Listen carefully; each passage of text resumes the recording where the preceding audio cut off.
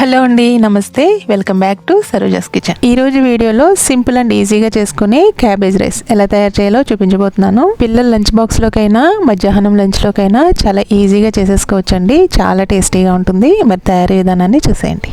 ముందుగా stove on చేసి ప్యాన్లో 2 టేబుల్ స్పూన్ల వరకు ఆయిల్ వేయాలి. ఆయిల్ వేడైన తర్వాత 1 టీ స్పూన్ జీలకర్ర వేసి ఫ్రై చేయాలి. జీలకర్ర వేగిన తర్వాత సన్నగా కట్ చేసిన కొద్దిగా వెల్లుల్లి, 1/2 కప్పు వరకు ఉల్లిపాయ ముక్కలు, 2 పచ్చిమిర్చి తరుగు వేసి ఫ్రై చేయాలి.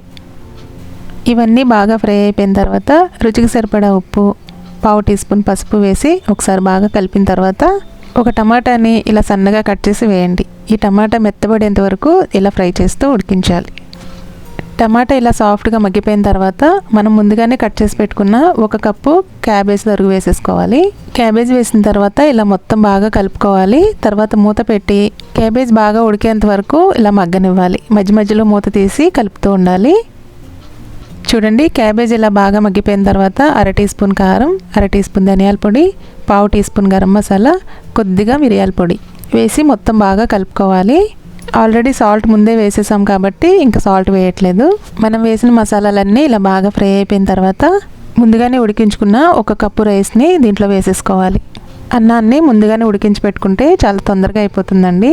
మనం ఉడికించిన రైస్ కూడా పొడి పొడిగా ఉండేటట్లు చూసుకోండి. ఫ్రైడ్ రైస్కి ఇలా ఉంటేనే బాగుంటుంది.